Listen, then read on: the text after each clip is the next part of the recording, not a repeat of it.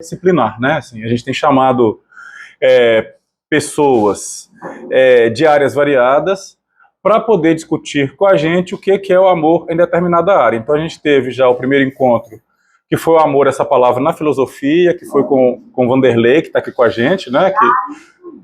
Que nos trouxe uma explanação sobre o que é o amor na filosofia, né? Fez assim um percurso com a gente, né? Bastante interessante, né? Sobre o que é o amor na filosofia. A gente vai ter o próximo encontro agora, no dia 29, né? Acho que 29, né, Augusto?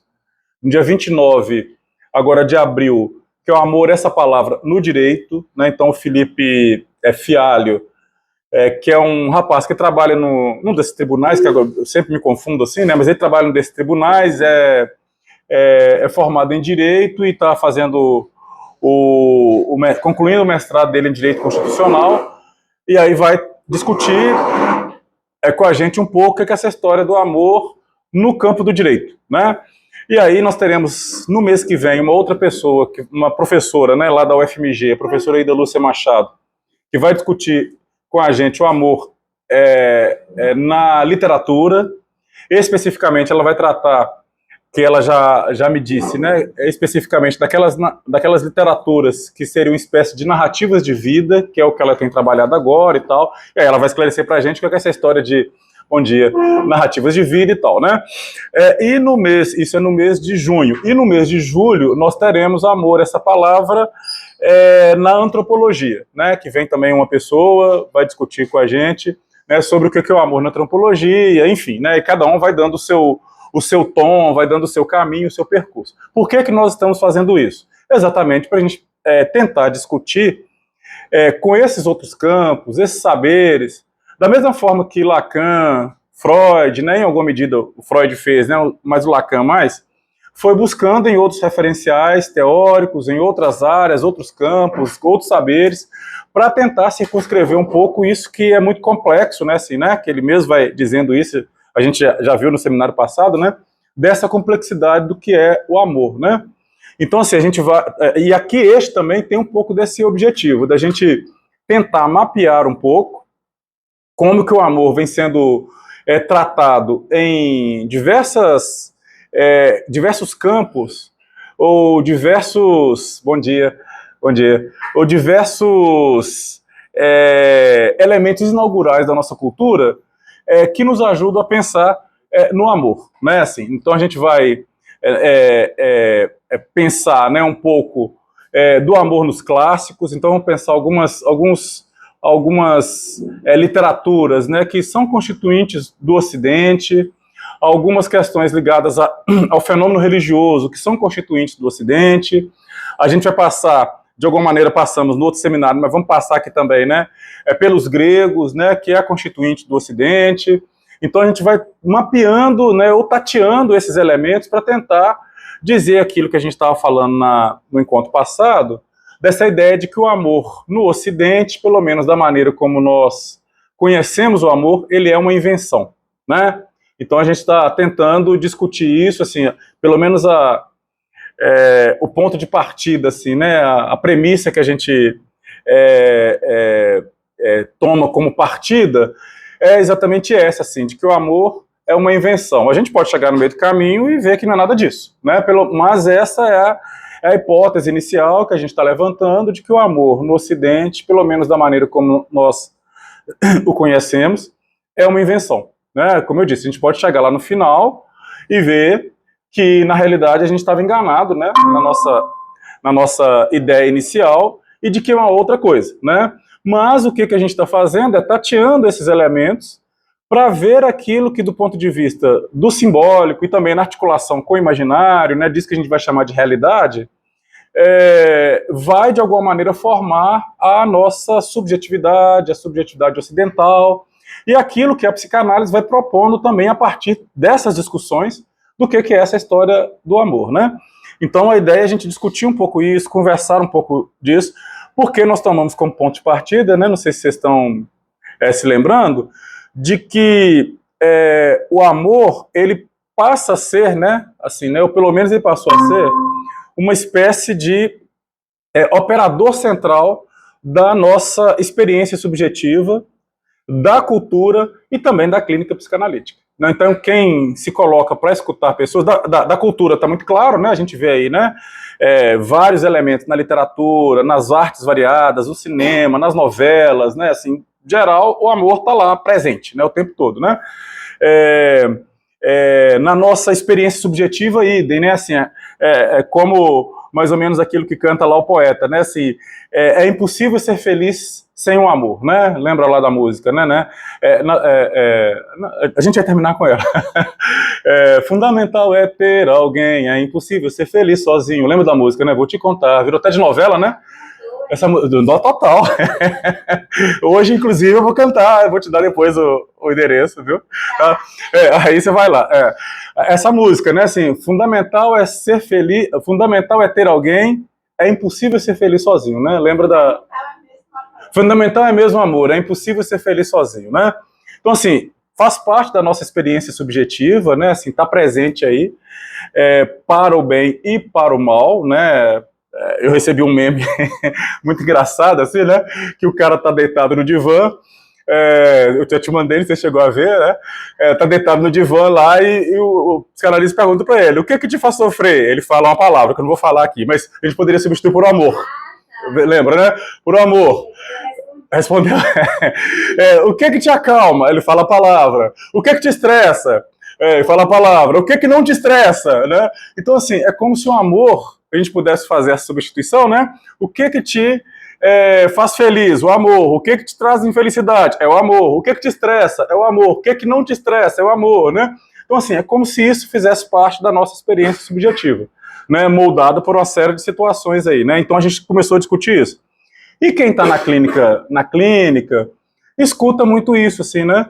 De que as pessoas vêm, em algum momento, elas vêm trazendo, vêm tratando da sua experiência amorosa, né? Dos seus encontros e desencontros amorosos, né? Então ele vem para trazer um sofrimento qualquer, mas volta e meia a pessoa acaba se esbarrando, né? Nas questões ligadas aí às coisas do amor, né? Então, assim, ela está sempre trazendo isso. Então nós partimos um pouco dessa ideia, e na semana passada, no encontro passado, a gente discutiu também, trouxemos aí, né, alguns pontos de partida, que eu vou só passar por eles, né, para a gente poder se situar melhor, quem não estava aqui, né, e tal, e para a gente tentar fazer esse enlaçamento, né, do encontro passado com esse encontro, né. E aí, o que ficou demarcado, né, não sei se vocês se lembram, que essa proposta de seminário surgiu a partir das discussões que nós fizemos no nosso encontro, né, na nossa terceira jornada, né, que numa das mesas, na mesa de abertura especificamente, houve uma problematização em torno do feminino, do feminicídio, da violência contra a mulher, trazida pela Jusilaine, que era a coordenadora da jornada, e isso trouxe uma grande discussão, né, que acabamos pensando no amor, né, nas parcerias sintomáticas, de como que isso persiste ou perdura na clínica, e isso então nos colocou a trabalho, né, e aí nós decidimos então no final do ano passado, né, o NEL decidiu no final do ano passado, que o nosso tema para este ano seria em torno do amor. Estamos com o título provisório, né, assim, da nossa jornada, que é do parceiro sintoma, porque é grande, as vicissitudes do amor, né, das parcerias sintomáticas ao parceiro sintoma. Então, as vicissitudes do amor, né, ou seja, os descaminhos, os desatinos, os destinos, né, os caminhos, né, do amor, né, então esse foi o tema, né. E nessa proposição que a gente estava discutindo, né, sobre a ideia do seminário, desse questionamento que surgiu no ano passado, que no ano passado nós trabalhamos o sintoma na clínica psicanalítica, e isso obviamente apareceu também, né, assim, né, das dores e de sabores que às vezes a experiência amorosa, a maneira como a pessoa está na experiência amorosa, isso também causa, né, como que isso aparece na clínica. Então a gente de alguma maneira tentou articular com o sintoma e com essa dimensão, com essa experiência aí que a gente está tentando pensar sobre ela, da experiência amorosa, do amor e etc, né. Então, aí no encontro passado, nós tomamos como ponto de partida, né, a ideia de que a gente precisava tentar mais ou menos pensar numa espécie de origem do amor, assim, né, pelo menos no Ocidente, né.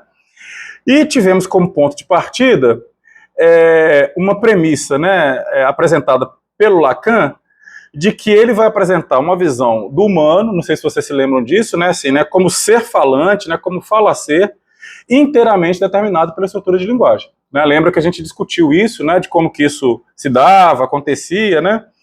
E nós pensamos, obviamente, né, na linguagem a partir de um ponto e também o trabalho que o Lacan faz com esses, principalmente esses linguistas, com os quais ele trabalhou, né, principalmente no seu primeiro ensino, né, Saussure, Jacobson, Benveniste e vários outros lá, né, Yalmslev, vários outros linguistas que ele trabalhou, né, que ele foi de alguma maneira tentando lidar com as proposições dessas pessoas, né, para poder pensar essa ideia, esse ponto inicial de que o inconsciente é estruturado como uma linguagem, e também nessa ideia, nessa premissa de que o falar-ser, né, que o ser falante, ele é inteiramente determinado pela estrutura da linguagem. E continuamos nisso, né? Aí tem a referência lá do texto da instância da letra, né? A instância da letra, a razão do inconsciente depois de Freud, que o Lacan vai dizer exatamente essa história, que a gente já disse que o inconsciente é estruturado como linguagem, e na medida que esse ser humano passou a ser submetido à linguagem, a sua estrutura, aquilo que havia de instinto desapareceu. Né? Lembra que a gente até discutiu lá, né, a questão do cavalo de Troia, que a linguagem para os humanos é uma espécie de cavalo de Troia, né? É um maravilhoso presente, mas também, junto com isso, vem lá, né, os seus efeitos deletérios também, que podem aparecer a partir daí, né? E aí nós discutimos um pouco dessa história do instinto, né, do buraco, do furo, do vazio, da falta, né, e para chegar na ideia de que a falta ela passa a ser constitutiva do sujeito. Né, lembram disso também, né, a gente discutiu, né, um pouco disso, de que a falta é constitutiva do sujeito, e tem essa história da linguagem, que a gente nasce, né, mergulhado nessa dimensão da linguagem e também da língua, né, que a gente não pode esquecer, que a gente nasce numa língua, né, falante de uma língua, que ela também, de alguma maneira, nos determina, né, e em decorrência disso, né, por essa relação, nós também acabamos mergulhados nessa falta. Então a falta está aí, né, como alguma coisa que é constitutiva, que é estruturante, que está presente. E aí, vimos um pouco desse percurso da falta lá em Lacan, como em determinados momentos ele nomeia isso, né? Que aparece com alguns nomes, tais como furo, vazio, buraco, né? Lembram disso, né? Que a gente veio também mapeando um pouco, né? De como que ele nomeava isso. E para chegar na ideia de que o amor seria uma forma que o humano inventou para dar conta do vazio, para dar conta do nada, para dar conta de um buraco que às vezes é um buraco sem fundo. Né? Então, o amor seria uma tentativa de dar conta disso, assim, né? Dessa falta, né? Desse vazio, do nada, né? E tal. É claro que aí, né, a partir disso, nós vimos também que existe uma diferença entre o amor e o desejo, mas a gente resolveu não entrar nessa seara, pelo menos nesse momento, né? Num outro momento a gente vai até discutir, mas é que tem uma diferença entre o amor e o desejo, e também vimos que há desejo somente porque há falta. Né? Então, assim, tem uma certa articulação, mas não se sobrepõe, não se equivale, né? Amor e desejo tem um ponto de encontro, mas não há uma sobreposição, né? A gente viu isso. Porque também, para haver desejo, a falta tem que estar presente, né? Então, é justamente para tentar vir suprir essa falta, que a gente viu, que é da ordem da impossibilidade, né? É que faz parte da estrutura do humano que se inventou o amor. Então, a gente começou a falar disso, que hoje a ideia é a gente avançar um pouco nisso, né? De que o amor seria uma espécie de uma invenção humana. Que, de alguma maneira, a conferência da Elizabeth no mês passado e a conferência da Alba, né, da semana passada, né, retrasada, tocaram nessa história também. Né? As duas trouxeram, né, a própria ideia lá, né, do amor cortês, no ano 1000 da nossa era, de como que alguma coisa diferente ali aconteceu numa determinada região da França, né, na região de Languedoc, né, que foi mapeada ali também, que alguma coisa aconteceu ali, que houve uma espécie de mutação ou modificação que deu origem a isso que nós hoje chamamos de amor. Né? A gente vai, num determinado momento, tratar disso, pensar nisso, né, pelo menos passear por isso, pela ideia, que é uma ideia que o Lacan traz, inclusive, né, do amor cortês. Aquilo que eu estava dizendo, O percurso que nós vamos fazer, que nós já estamos fazendo, né, é um percurso também que já foi apontado por Freud, que já foi apontado por Lacan. Claro que tem um toque particular, né, um toque meu, mas também a partir de questões que vão surgindo aqui, né? Então a gente vai seguir a trilha, né, de autores, de áreas, de campos, né, que foram seguidas por eles, né, mas pensando também a partir de alguma questão que a gente está se colocando a trabalho, e também a partir, obviamente, das questões que vão surgindo, né, das perguntas, das observações, né, e depois que a gente começa a estudar um tema, pelo menos comigo funciona assim, né, a gente vai ficando mais atento a determinadas coisas que vão acontecendo perto da gente, né, eu pelo menos assim, então assim, tudo, agora eu escuto é amor, né, então assim, o amor está em todo lugar, o amor está no ar, né, como diz também a novela lá, né, o amor está no ar, né, então assim, de alguma forma, as coisas vão aparecendo, vão chegando, assim, a gente vai ficando mais atento, né, assim, ao que as pessoas vão dizendo, ao que você vai ouvindo, as mutações no campo do amor que vão acontecendo, né, depois eu vou contar para vocês uma experiência que eu tive com um adolescentezinho, assim, que aponta um pouco para essa mutação também na esfera amorosa, né, que a gente está vivendo aí, estamos no meio dela, né.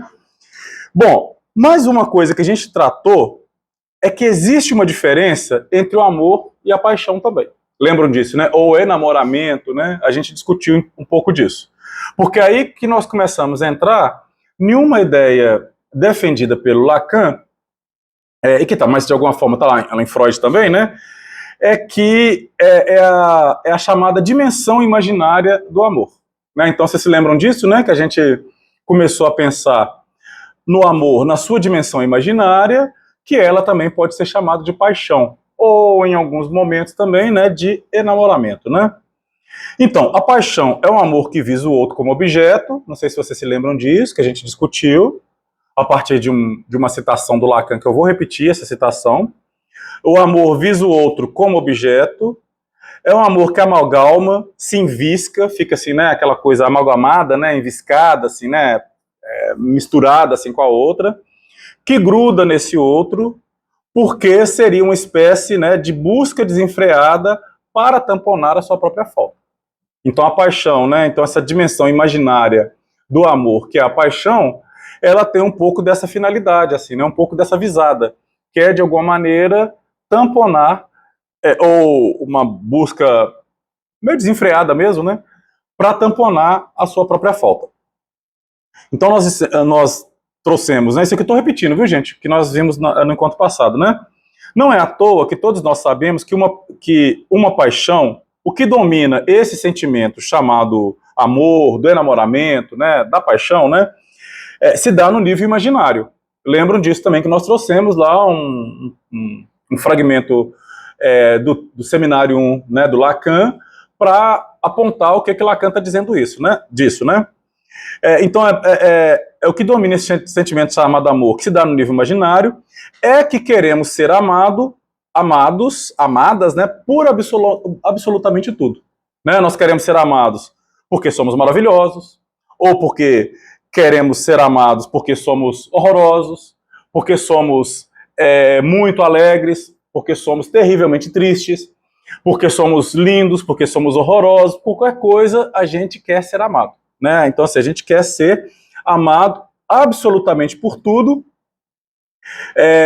e por aí vai, né? Em síntese, queremos que o amado venha suprir a nossa natureza faltante. Então essa que é a aposta, né? Então você tem que me amar, lembra do Baby, né? Lá da Família Dinossauro, né? Você tem que me amar, você tem que me amar. Você tem que me amar por quê? Porque eu sou lindo, porque eu sou horroroso. A gente está vendo de alguma forma lá nos textos do Freud, né? Nos lições introdutórias, né? Algumas fórmulas aí, né, do amor, né? Algumas condições do amor, né? Que estão presentes lá no homem, que a gente viu esses dois, né?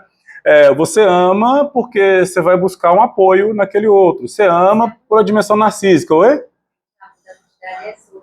Sobre a mulher, exatamente. Você ama porque a outra precisa ser salva. Então você tem que me amar porque eu te salvei, né? Então essa dimensão imaginária, né?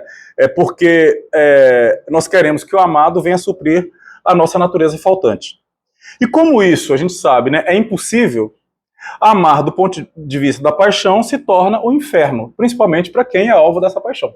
né? Assim, né? A coisa, no início é uma maravilha, mas depois a coisa vai ficando insuportável, quando você consegue tomar uma certa distância, né, dessa experiência, assim, do enamoramento, né?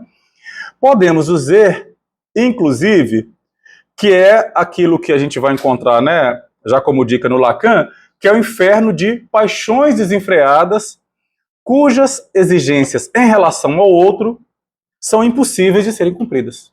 É impossível, né? É impossível de serem cumpridas, assim, essas exigências, né? Porque, inclusive, entra numa posição demandante muito forte, né? Assim, muito desenfreada mesmo. E aí nós vimos também, né, que da mesma forma que o amor-paixão se inscreve no imaginário, nós temos também o amor que se inscreve no simbólico, né? Nós passamos por aí também, né? E que, ao contrário do amor-paixão, né, dessa dimensão imaginária, né, do amor, que seria a paixão, ela não visa esse enviscamento, esse grudamento, essa coisa, né, assim, muito enviscada mesmo com a outra, né? Ou esse grudamento que está ligado à posse do outro como objeto. Mas visa, sim, o ser, que é um problema sério. Vanderlei está aí, né, da filosofia, vai poder nos ajudar, né? O problema do ser é um problema sério, assim, para dizer o que é esse tal do ser, né? Assim, né? Que o Freud já fala disso, o Lacan fala disso, mas também sem dizer muito bem, assim, que tem que tocar o ser, né? O analista paga com o seu ser, também tem umas traduções que dizem isso, né? Mas também a gente não vai entrar nessa seara, pelo menos por enquanto, né? Esse amor que se inscreve no simbólico e visa o outro como ser, ele é muito interessante, né? Nós já vimos isso e vamos tratar disso também, né? Porque o que nós aprendemos, né, pelo menos com o que Lacan vai nos sinalizar, é se dar conta de toda a complexidade que caracteriza isso que nós chamamos de humano e, obviamente, daquilo que se caracteriza aquilo que nós chamamos de amor. Né? Por isso, assim, como eu disse, se você pega a obra do Lacan, né, mais dele do que Freud, você vê, assim, um esforço que o Lacan faz convocando exatamente isso que a gente está tentando fazer, né? A literatura, as artes, a topologia, tentando convocar vários outros campos do saber para tentar fazer uma proposição daquilo que é amor. Né? Então, por exemplo, o Seminário 8, ele vai ter uma boa parte do Seminário 8 tratando do banquete, para tentar localizar ali, na relação, por exemplo, do amor de transferência, etc. e tal, o que é essa história do amor. A outra parte, ele vai pegar aquilo que a gente chamaria de umas tragédias contemporâneas, né? Do Gide, vai pegar uma trilogia do Gide para poder discutir também o que é essa história do amor. Então, assim, ele está lá na literatura, tentando ver, assim, uma literatura antiga e uma literatura contemporânea para tentar ver o que é possível dizer do amor e localizar do amor ali, né? Então, assim, vai tentando fazer esse movimento, assim, né, com vários campos, né? Para dar conta dessa complexidade. Então, o que é esse amor que visa o ser? Aquilo que nós já falamos, né? Esse amor que visa o ser, ele se inscreve no simbólico. O outro, né, a dimensão imaginária da paixão, visa tomar o outro como objeto, né? Enquanto que esse da dimensão simbólica, bom dia, já se inscreve no simbólico. É claro que por se inscrever no simbólico, um amor que não se torna como na paixão, ele já não torna a vida do outro, e a nossa vida também é assim um inferno, né? Porque também um apaixonado, ele tá no inferno, que fica assim o tempo todo tomado por aquilo. Oi? Para tudo e tudo tá em volta do outro, né? Assim, né? Se o outro não te responde em 30 segundos, né? Assim, você fica louco, né? Porque o que tá fazendo, o que tá pensando, o que tá, né? Assim, né? Se não te olhou do jeito que você supunha que tinha que olhar, né? Não te respondeu da maneira como você achava que tinha que responder, você fica muito tomado, né? Assim, é um inferno para os dois, assim, né? Por isso que a gente pode pensar no inferno das paixões, assim, né? É uma coisa, assim, meio enlouquecedora mesmo, assim, né? Por isso a ideia do patos, né? Do patos no grego, né? Patos que dá paixão, mas também que dá sofrimento, né? Assim, né? Ou patologia, né? Aí, a gente viu isso, né? Que podemos estabelecer uma relação comparativa do desejo com a paixão, porque a paixão também visa o ser como objeto, mas aí nós seguimos um pouco mais e voltamos à pergunta mesmo assim, né? O que é essa história do amor? Né? Lembram disso que a gente quase terminou falando disso, né? O que é o amor, né? E foi ficando claro pra gente, assim, mais ou menos claro, né? Que o amor é uma invenção humana para suturar ou conviver com a falta. Foi mais ou menos se esboçando, porque a gente só deu o pontapé inicial. E aí vimos para um texto do Lacan, né? Que lá no Seminário 1, uma citação dele, né, na página 354, que ele diz o seguinte: então vamos, Aprendam a distinguir agora o amor. O amor como paixão imaginária do dom ativo que constitui no plano simbólico.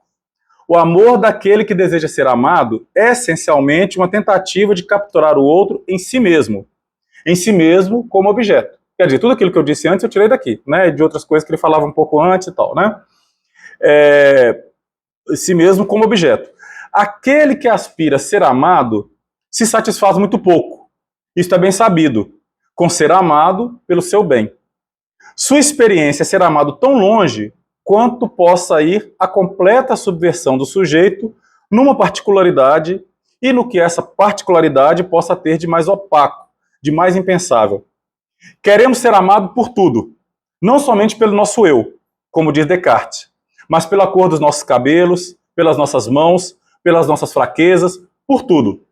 O amor, não mais como paixão, mas como dom ativo, visa sempre, para além da cativação imaginária, o ser do sujeito amado, a sua particularidade e os rodeios. Disso que a gente faz, por exemplo, quando você está numa cantada, né? Eu não estou falando de assédio, cantada, né? Que você fica naquela lá, né? Inclusive dando os rodeios, né? Assim, meu Deus, mas demora tanto para chegar onde eu quero, né? Porque a dimensão simbólica do amor tem disso, né? Dos rodeios, que é isso que a gente vai localizar lá no Amor Cortês, por exemplo, né? Você faz canções de trova, né? Para a mulher amada, né? Você fica, né? Eu acho que já acabou, acho que não tem isso, né? Mas quando eu era criança, eu me lembro, assim, as minhas irmãs recebendo serenata, né? Assim, né? De madrugada, né? Assim, aquela coisa, assim, porque você faz esses rodeios, né? Assim, né? Que é uma outra dimensão do amor, diferente dessa da dimensão mais imaginária, né? Você faz canções de trova, poesias, né? Você manda um vídeo, né? Se mexendo no gelo e para dizer assim, olha, tô pensando em você, né? Sabe essas coisas assim porque faz rodeios, né? O amor faz isso, assim, né? Eu tô pensando uma coisa que eu li outro dia, né? Quando ser amado, e aí diz, né? Pode mesmo admitir os erros, mas há um ponto em que para. Há um ponto em que só se situa a partir do ser. Quando o ser amado vai longe na traição de si mesmo e persevera na tapeação de si, o amor não segue mais. É assim que Lacan termina, né, essa citação, e foi assim que nós terminamos. Só que no meio do caminho, não sei se vocês se lembram, teve uma pequena discussão que é essa história do real, do simbólico, do imaginário, porque nós trouxemos essa discussão, né, aqui a partir da fala do Lacan, que é essa história do real, do simbólico, que é a história do imaginário, porque ele está dizendo isso, tem uma dimensão imaginária do amor, tem uma dimensão simbólica do amor. Aí nós paramos e fizemos uma breve discussão sobre o que é, né, essa dimensão do real, do simbólico e do imaginário. Por isso que eu fiz a indicação daquele texto, né, lá do Lacan, que coloquei lá no grupo, né, que ele vai falar, que é uma conferência, né, que ele vai falar exatamente do real, do simbólico e do imaginário, mas vamos lembrar que ele tem um seminário todo dedicado a isso, para falar do que é o real, do que é o simbólico, do que é o imaginário. Lá naquela conferência, né, uma conferência obviamente é menor, ali ele também traz localiza para a gente melhor, né, o que é essa história do real, essa história do simbólico, essa história do imaginário. E aí eu resolvi então retomar, né, um pouco melhor essa história do que é o real, do que é o simbólico, do que é o imaginário, para a gente poder avançar um pouco mais, beleza? Então vou retomar agora, assim, a gente está começando, né, assim, o de hoje, a partir dessa ideia anterior. Ela levanta alguma coisa, tá aqui. Ah, tá bom, sinal, né? Passa assim para você. Fica ruim. É. Sem falar que eu achava que o último. O último não, porque é penúltimo. Tá, tá bem, tá bom. Ah, tá bom, o negócio é lembrar de colocar o copo. Eu faço isso. Então, tipo essa agora, né? Então tá bom. Então nós vimos, né? Como eu disse, a indicação, gente, é ler aquela conferência para a gente poder pensar um pouco melhor o que é essa história do real, do simbólico e imaginário. Aquela conferência nos ajuda, mas as próprias considerações que Lacan vai fazendo sobre o real, o simbólico e o imaginário vão sofrendo também modificações, acréscimos, alterações em torno da obra dele, até que no seminário 22 ele tem um seminário dedicado a isso, o que é o real, o que é o simbólico, o que é o imaginário. Tá? Então não vão ficar com muita pressa também em compreender, né? Porque não adianta muito também de ficar com pressa. Por isso que eu indiquei aquele outro texto também do Freud, Uma Dificuldade no Caminho da Psicanálise, que o Freud vai dizendo lá, né, por que as pessoas falam que a psicanálise é difícil, qual que é a dificuldade que as pessoas têm com a psicanálise. E em linhas gerais é um texto muito bacana, leio, que tem a ver com o que a gente está falando também hoje, mas uma coisa que o Freud coloca lá é exatamente isso. Olha, a dificuldade que a maior parte, né, que as pessoas têm com a psicanálise não é de uma dimensão cognitiva, assim, né, de conhecimento, de entender aquilo que está ali. É muito mais de uma questão afetiva. Ou seja, tem questões muito particulares, quando você vai estudando psicanálise, que vão te tocando, que vão te dividindo. E às vezes fica insuportável você notar isso. Aí é muito difícil, né? Aí uma dificuldade no caminho da psicanálise, né? Então lê esse texto, né? Mas assim, não vão muito com essa pressa de compreender também, porque é questão de uma temporalidade mesmo, tem muito a ver com o percurso da sua análise, né? Aquilo que você também desdobra na sua própria análise, né? Que te ajuda, né? Assim, né? Muita coisa que a gente lê, a gente recalca, né? E aí tem a ver com o seu percurso também, né? De análise, né? De leitura, né? De um monte de coisa, né? Então, qual? Uma dificuldade no caminho da psicanálise, a Pedra do Drummond, né? Uma dificuldade no caminho da psicanálise, 1917. Você não está no grupo, não? Tá, tá. Eu coloquei lá, tem 3. Recalcou, É uma dificuldade no caminho da psicanálise que eu indiquei para hoje. Essa conferência do Lacan, né? Do Real Simbólico Imaginário. E um outro, qual foi o terceiro? Oi, Totem Tabu, exatamente. Que eu ia falar. Mas é uma dificuldade no caminho da psicanálise, parece que é 1917. Tá? Então, nessa conferência do Lacan, ele já abre a conferência dizendo uma coisa assim bastante legal, né? Assim, né? A conferência é O Simbólico, o Imaginário Real, uma conferência de 1953. Eu deixei lá para vocês em francês, né? Mas eu já descobri que tem uma edição em espanhol. Oi? Não entendi. Tem em português? Você está lá no grupo? Maravilha. Você encontrou a versão em português? Coloca lá pra gente também. Depois, se você puder. Inclusive, pra gente comparar a tradução. Oi? Essa conferência do Lacan. A conferência é o Simbólico, o Imaginário Real. Não é o seminário, não. É a conferência, essa que eu postei lá no grupo.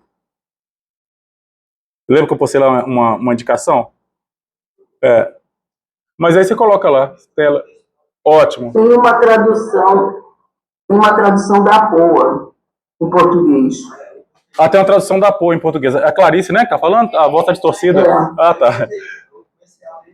Imaginário Simbólico Real. Ótimo. Clarice, se você puder, se você tiver depois, disponibilizar pra gente também, quem compara?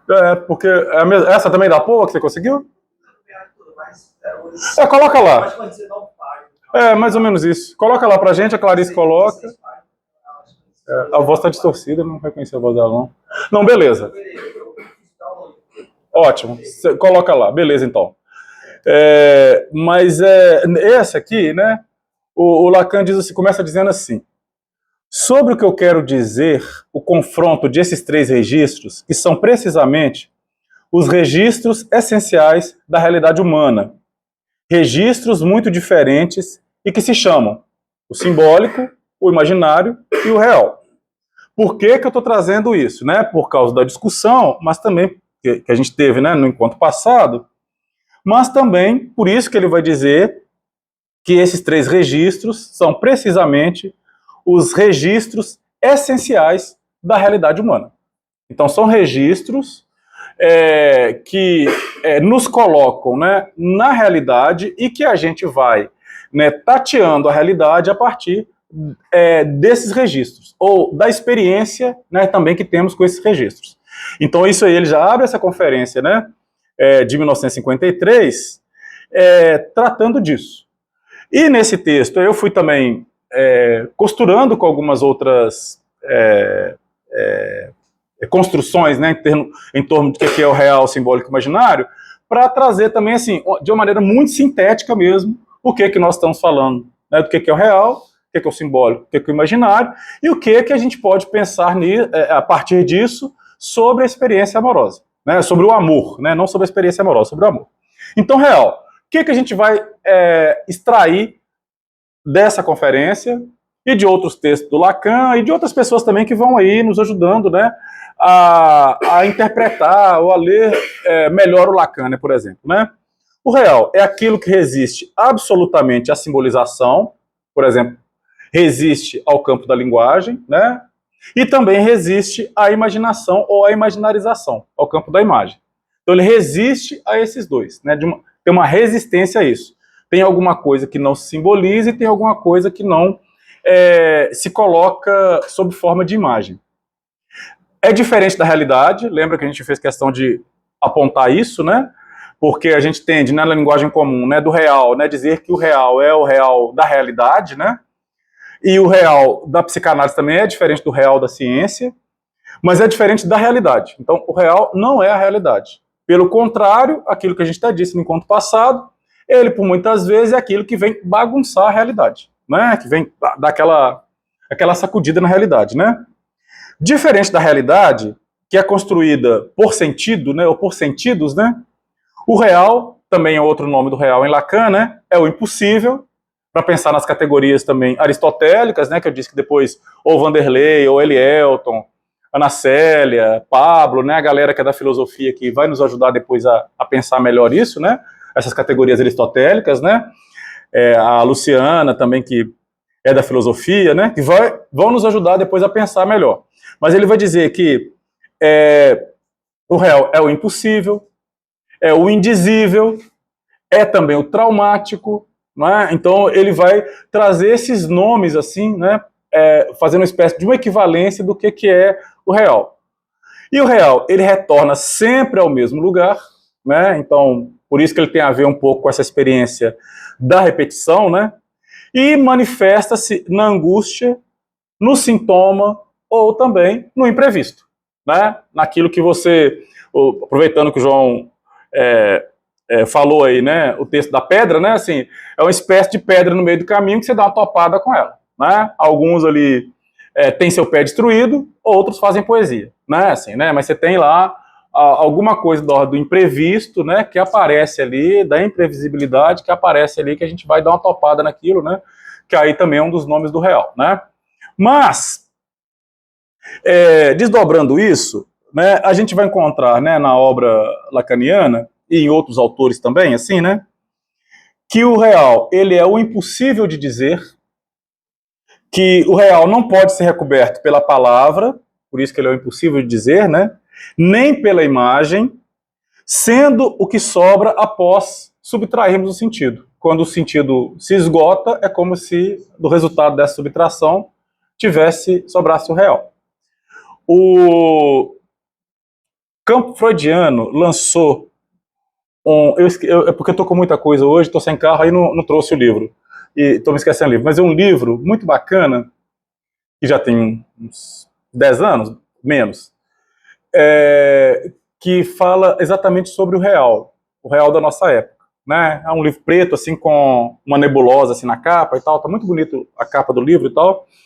E lá ele vem, na abertura, aí tem vários, é como uma espécie de um glossário, né? Ele vem trazendo várias assim, situações. Identidade, por exemplo, é um conceito, conceito não, né? Uma noção que é trabalhada ali, a partir da ideia do real.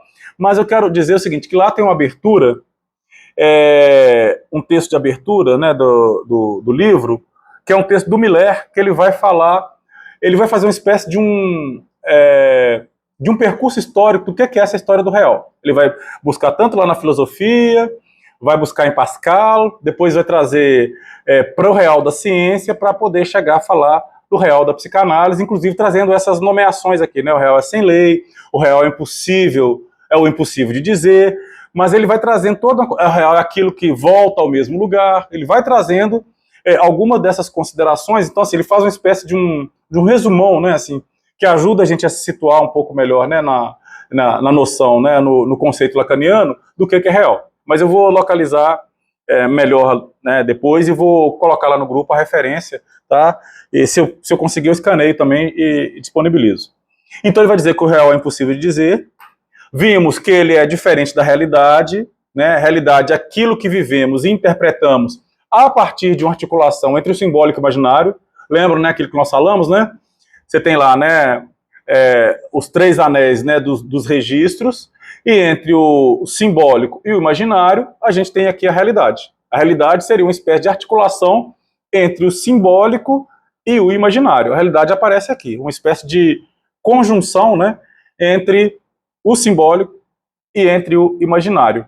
No meio aqui a gente teria a realidade, né? Então a realidade, ela é exatamente aquilo que nós vivemos e interpretamos a partir dessa conjunção do simbólico com o imaginário, enquanto que o real, ele é uma espécie de furo que avacalha tudo isso. É uma espécie de furo que aparece no centro dessa experiência, né, dessa articulação entre o simbólico e o imaginário, que a gente vai chamar de realidade, né? O Augusto lembrou na semana passada, né, no encontro passado, a história do umbigo do sonho, né? Que também é uma das formas, né, que a gente vai encontrar, dos nomes do real também, que seria o umbigo do sonho. Que é, obviamente, quem conhece, né, a obra do Freud vai se lembrar disso, que é uma ideia que Freud lança, né, lá na interpretação dos sonhos, que ele vai falar desse umbigo do sonho, que é uma espécie de um conceito derivado aí daí, né, que representa aquele ponto que é inanalisável no sonho. Que é, assim, o umbigo do sonho é aquele ponto, assim, né, que seria o ponto de real, que é esse núcleo que não se deixa se traduzir em palavras. Sabe assim, tem o núcleo, né? Então, assim, quem tem experiência longa de análise, vê, às vezes, por exemplo, que você tem um sonho que ele vai se repetindo durante toda a sua experiência analítica, assim, sabe? Aparece, reaparece, às vezes modifica um ponto, modifica outro, aparecem uns personagens diferentes, ou então, o tema do sonho, né? Às vezes não é o mesmo sonho, mas o tema, ele é muito recorrente, né? Então, e aí você trata daquilo, mas às vezes permanece alguma coisa assim, que é uma espécie do umbigo do sonho, sabe? Aquilo que é indizível, que é intraduzível. Peraí. Estão ouvindo? Estão ouvindo? Tá dando para ouvir? De análise, por 10 anos, eu sempre sonhava com o interior. Os meus sonhos, de modo geral, eu nunca estou na cidade. Né? Eu estou sempre no interior, onde estão os meus pais. Uhum. E aí, todos os outros personagens desse sonho vão para lá. Vão para o interior. Vou viajar para o interior. E aí, o que você traduziu do interior? Não precisa falar, não. Já não posso falar. Não, estou brincando com você. Às vezes é o umbigo do sonho, né? Também, né? Mas assim, quando eu digo interior, pensando na ideia de onde eu vim, eu sou Tacatinga, né? Uhum. Sertão. Então é de lá que eu venho, né? É de lá que a minha família, o meu núcleo, né? Então meus pais... Lá que tá seu umbigo, né? Tá enterrado. Não enterrou. Uhum. É uma repetição, né? Eu nunca estou na cidade, eu estou sempre no meio do mato. Mesmo que não seja aquele meu interior, alguma coisa que... mas é sempre algo que remete àquele. A Clarice está aqui, né? A gente até trabalhou no seminário que ela coordena no ano passado, retrasado, já nem sei, gente, assim, porque as coisas estão tão assim, né? Já abril, já parece que já estamos em dezembro, né? Tanta coisa, né, que está acontecendo. Mas a gente trabalhou exatamente o texto, a interpretação dos sonhos, e num dos momentos a gente passou por essa discussão, né? Mas assim, o que eu tô trazendo aqui é para a gente poder pensar exatamente um dos nomes, ou um dos nomes do real, que é o umbigo do sonho, que tem essa coisa assim, que está lá numa espécie do núcleo intraduzível ou indecifrável do sonho, né? Que você está lá assim, que às vezes você trata, né? Eu sempre no interior, ou todo sonho meu tem sei lá o quê, né? Mas também você pode tratar disso, ou tem aquilo que, sim, que você não compreende, que você não entende, que ele sempre volta, que pode ser esse umbigo do sonho, que tem a ver com esse real, né? Que é o intraduzível, o indecifrável, né? Assim, que ele vem trazendo. E aí, como a gente viu também, né? Ele também pode aparecer, né? O real aparece em situações traumáticas, por exemplo, no luto, no desamparo e também na angústia, quando aquilo que, inclusive, a gente diz, né? Eu perdi o chão, né?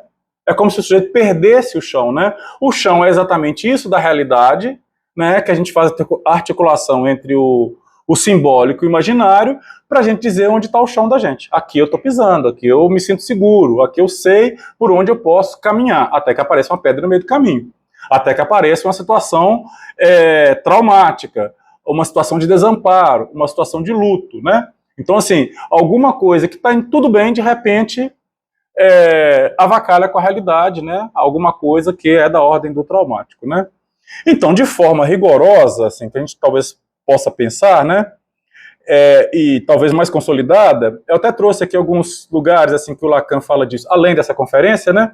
Seminário 11, Seminário 17, Seminário 20, Seminário 22, por exemplo, né? Ele vem trazendo e falando dessas situações que a gente está dizendo real, né? E a gente pode extrair também, que já virou mais ou menos clássico, né? Que o real pode ser definido como aquilo que não cessa de não se escrever. Falamos disso também no encontro passado. Ou seja, é o impossível, que é estrutural, de ser plenamente inscrito na ordem simbólica. É o impossível de aparecer ali na ordem simbólica. É aquilo que não cessa de não se escrever. É aquilo que não cessa de não fazer sentido. Né? É o não sentido, né, nesse caso, né? O real, como a gente já viu, né, não é realidade empírica, nem o mundo externo. Trata-se antes daquilo que resiste radicalmente à significação, então aquilo que vai resistir radicalmente à significação, e que Lacan vai chamar que é o domínio do impossível, não no sentido contingente, mas no sentido que é estrutural. Né? Está na conferência e está lá nesses seminários que eu falei. Né? Então, quando Lacan afirma que o real é o impossível, né, ele marca um limite que é interno à linguagem. Alguma coisa que não pode ser dita, nem representada, nem integrada ao campo do sentido. Então tem alguma coisa, né, que você não consegue integrar ao campo do sentido. Né? O Michel Pechet, não sei se, né, quem conhece aqui, o pessoal da linguística normalmente conhece, né, que é uma espécie do pai da análise do discurso, né, francês, assim, né? Ele tinha uma formação em psicologia, participou de um outro seminário do Lacan, não sei até que ponto, mas ele escreveu uma obra que é chamada em português, que é a língua intocável, que é como se tivesse uma língua assim, quase com a língua idealizada, né, o ideal, que, por exemplo, as gramáticas normativas tentam dar conta dela, mas ela é intocável. Né? É um texto, é um livro muito bonito e tal, assim, mas alguns falam... Oi. Oi. Na edição feita pela editora... o João. Pontes, o título é A Língua Inatingível. Inatingível, mais bonito ainda. Isso. Uhum. Que é uma obra que vale a pena ser lida, a gente poder pensar um pouco nessas histórias também, que é alguém que vem lá da análise do discurso, né, fazendo essa tentativa, esse ensaio também, né, de discutir isso, assim, né, de que aquilo que não pode ser inscrito, assim, né, nessa ordem simbólica, né. Então vamos andar mais, né.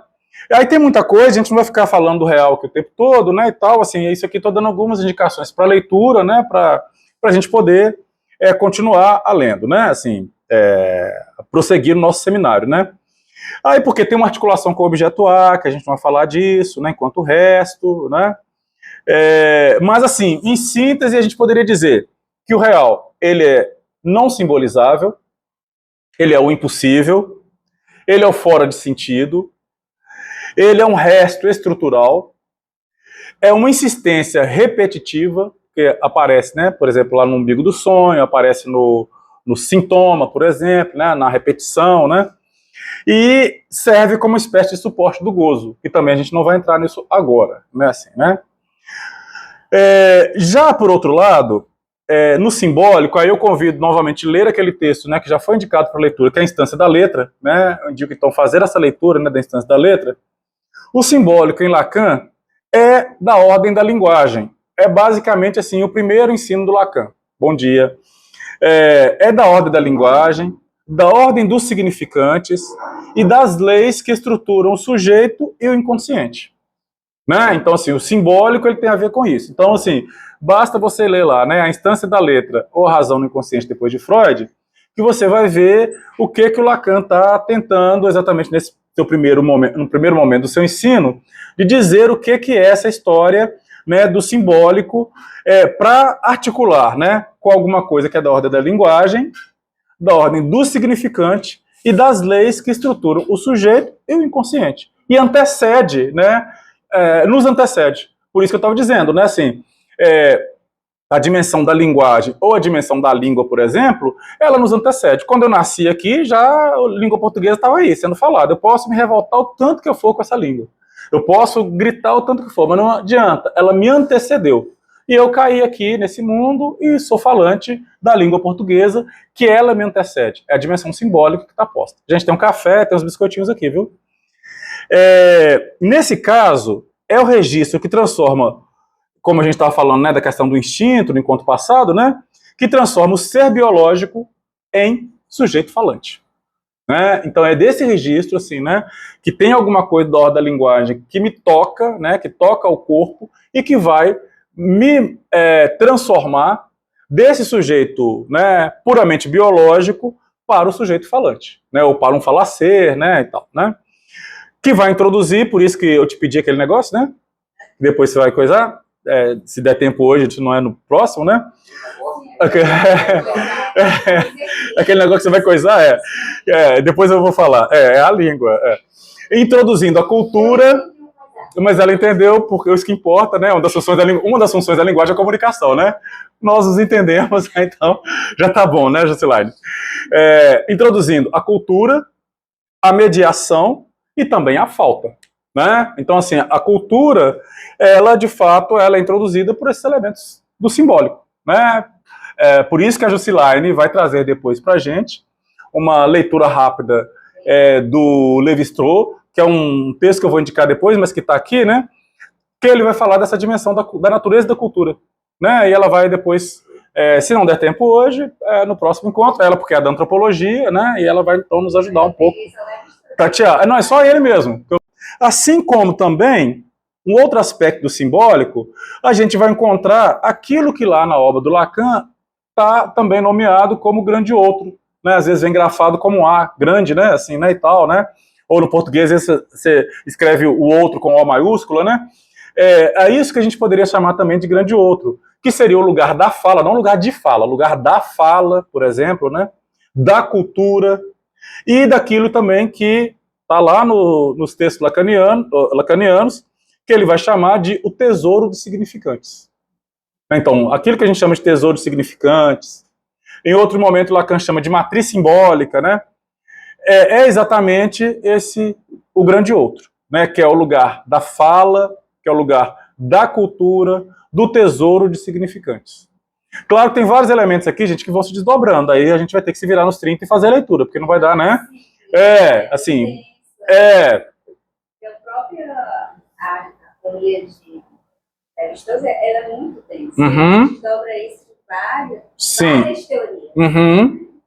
Inclusive, aquele que você pediu sobre natureza, que tudo é só uma natureza. Sim. Né? Uhum. Tem as naturezas de Lévi-Strauss, Uhum. né, para poder dar conta de toda, né, essa complexidade. Uhum. Né? Essa realidade. Depois de fundamentar para a natureza de novo, diz Uhum. que somos natureza. Uhum. Uhum. Ótimo. Porque, assim, aí vai ter... ler mesmo, a gente tem que ler, assim, sem muito desespero, mas tem que ir lendo, estudando, né, assim, estudo. Quem se propôs a entrar, né, assim, nessa aventura, assim, né, que é quase que uma odisseia, né, assim, né, vira um projeto de vida, você tem que estudar, estudando, aí aqui você aprende uma coisa, desaprende outra, e ouve uma coisa e outra, e vai buscando, vai tateando, mas tem que estudar, esquece, né, mas tem que estudar, não tem jeito. Ele vai construindo, né, a teoria dele, ele, como diz o da pedagogia, ele bebe nas águas de Lévi-Strauss, mas ele não bebe só com Lévi-Strauss. Uhum. Ele não trabalha só, ele trabalha com outros autores, né, outros teóricos, e aí que vai modificando, né, a questão da linguagem, né. Lévi-Strauss vai dizer, a cultura é estruturada como uma linguagem, e aí já vai trazendo outras questões, para falar sobre isso. Sim. Porque também ele bebe, né, ele come, então assim, mas rumina, né, também, né, aí depois volta, vai lá e come de novo, né, assim, né, não é só beber e pronto, né, assim, né, ou comer, né, Mas aí, uma outra ideia também, né, que a gente pode extrair do simbólico é aquilo que a gente vai chamar do nome do pai, né, então assim, também que é uma outra noção teórica, que principalmente lá no Seminário 5, Lacan discute isso, né, mas o nome do pai, né, como essa função simbólica da lei, que organiza o desejo e interdita uma espécie de fusão total, né, aquilo que seria uma espécie de para dialogar aí, né, com o que a Juscelane vai propor depois, né, que vai ser uma espécie de marca para a entrada na cultura, né, então, quem tiver interesse, leia lá no Seminário 5, quando Lacan vai usar, né, esse operador, né, que é o nome do pai, para fazer uma interpretação do Édipo, né, o Lacan fala que o Édipo é o sonho de Freud, e como todo sonho ele precisa ser interpretado. E ele se propõe a interpretar esse sonho de Freud, construindo aí, né, um determinado matema a partir, por exemplo, desse conceito, né, dessa noção, desse operador, né, assim melhor dizendo, desse operador chamado nome do pai. Né, para dizer que, que o nome do pai é uma função simbólica.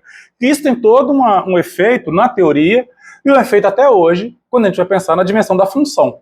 Né, da função simbólica, né, o pai como nome, o nome do pai, né, a questão da função do pai, o desejo da mãe e por aí vai, né? E aí, que é essa função simbólica da lei que organiza o desejo e interdita essa espécie de fusão total.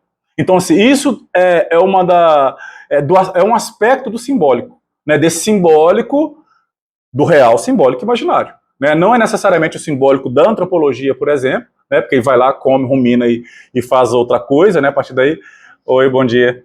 E também a noção que a gente tem, né, de sujeito falante, né, que é diferente, obviamente, dos animais que são acoplados, né, ou mais acoplados à natureza, né, aquilo que a gente chama de humano, a gente seria desacoplado, né, da natureza pela dimensão da linguagem, sendo que a gente é falado pelo simbólico antes de falar. Vamos lembrar que a criança, né, no primeiro momento, né, muito mais do que, né, ela não fala, né, ela é falada, né? Então a gente sabe que a gente fala das crianças e às vezes fala pelas crianças, né? Então, dentre várias situações, que é isso que eu resolvi reapresentar sobre o que é o simbólico, e depois para a gente entrar na dimensão do imaginário. Né? Então vimos rapidamente o real, rapidamente o simbólico, agora vamos ver rapidamente o que é essa história do imaginário. Né? Assim, eu fiz um pequeno elemento aqui, né? Isso. Então o imaginário. O imaginário em Lacan também faz parte desses 3 registros fundamentais que a gente está dizendo dele, né? Junto com o simbólico, com o real, e ele constitui o campo das imagens. É o campo das imagens, mas também é o campo das identificações. Né? Então, assim, é no imaginário, né, que a gente vai encontrar também o campo das identificações. Né? Eu acho interessante ler lá, né, o texto do Freud, né, o Psicologia das Massas, né, o texto todo, e mais especificamente, o capítulo que ele vai falar sobre a identificação, né, que é bastante interessante. E depois o Lacan também tem um seminário dedicado a isso, né, a pensar na identificação, mas é para também circunscrever a identificação a esse campo do imaginário. Né? Então o imaginário é o campo das imagens, é o campo das identificações, eu me identifico com o outro também, né, pela via imaginária, né?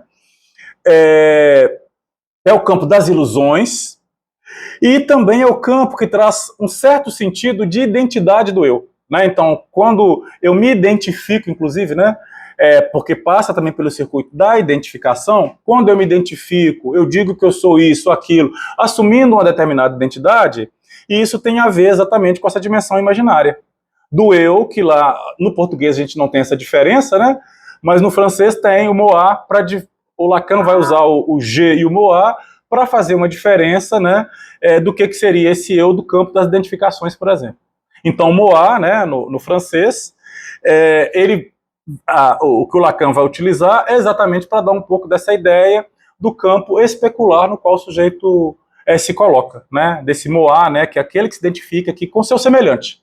Né, eu me identifico com o meu semelhante, né, e essa identificação ela se dá no nível do eu, mas aqui no eu, lá no moi. Quem pegar o texto do Lacan, por exemplo, lá nos escritos, vai ver ele sendo grafado, né, de formas diferentes no português, para poder fazer essa diferenciação. Né? Mas aí também depois vai ler lá o Instância da Letra, por exemplo, também, né, para ver como que ele faz essa diferenciação entre o G, né, o eu, e o moi, né, no francês, para aplicar aqui nessa teoria que ele está discutindo aí em torno da identificação, da constituição do eu. Né? O que a gente vai encontrar na obra dos dois é que o eu ele é um conjunto de identificações imaginárias. Então o eu é formado por esse conjunto de identificações imaginárias. Né? Um conjunto, né? Uma espécie de um precipitado. O A seria mais intenso do que porque o G seria muito mais da ordem assim, do campo do inconsciente, vamos colocar assim, né? O sujeito do inconsciente, bem lembrado. E o Moá? Que é o eu da dimensão imaginária. Né? Esse que seria o campo das identificações. Né? Que você se identifica lá, o papai, a mamãe, depois a sua professorinha, o seu irmão, não sei quem, né? É o conjunto de identificações imaginárias pelos quais assim, a gente vai passando a vida, né? Você vai se identificando, eu gosto do Augusto, eu não gosto da Jusilaine, eu gosto da Ana Célia, eu não gosto de você. Entende assim? Mas não gosto por quê, eu gosto por quê, né? A gente não sabe muito bem, porque também é o campo da alienação. Né? Então o Moá, né, assim, esse eu, né, que é o campo das identificações, que é o conjunto das identificações imaginárias. Está lá no estágio do espelho, por exemplo, né, que também está nos escritos, né?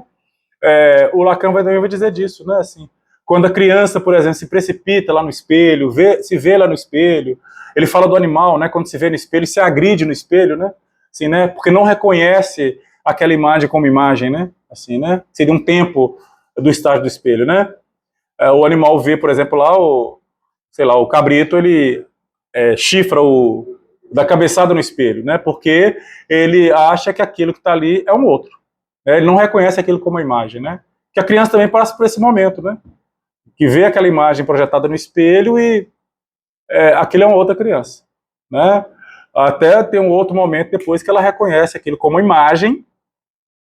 Aí um outro momento ainda que o Lacan vai chamar de assunção jubilatória, olha que nome bonito, eu acho, né? Que é um nome religioso, né? Assunção, né? Assunção de Nossa Senhora, não sei o que lá.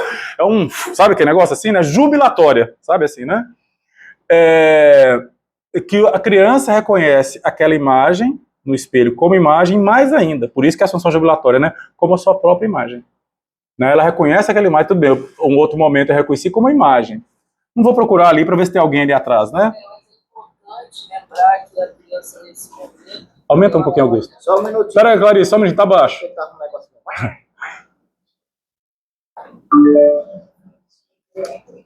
Oi, Clarice, agora sim.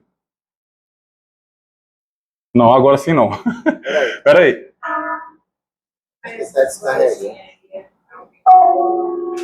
O real é sem lei, né, Augusto?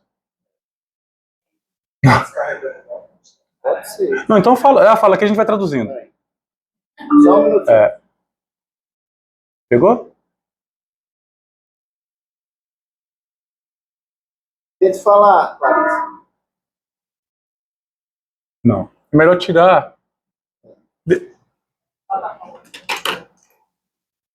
eu escrevo. Não, pode falar, Clarice, agora deu.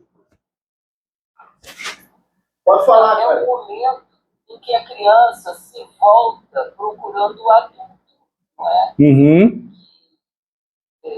Esse momento também é importante para que ela possa se reconhecer na imagem. Uhum. A Françoise Doutor até chama a atenção, né, que o adulto deve dizer: olha a sua imagem no espelho, não olha você no espelho. Né? Ela faz essa observação. Né? Mas é isso, a criança pequena, quando ela se vê pela primeira vez diante do espelho, ela olha para quem está do lado. Em geral, ela é muito pequena mesmo, ela tem 6 meses, 7 meses, ela nunca estará sozinha nesse momento, não é? Então ela se volta para o adulto, é uma experiência muito bonita.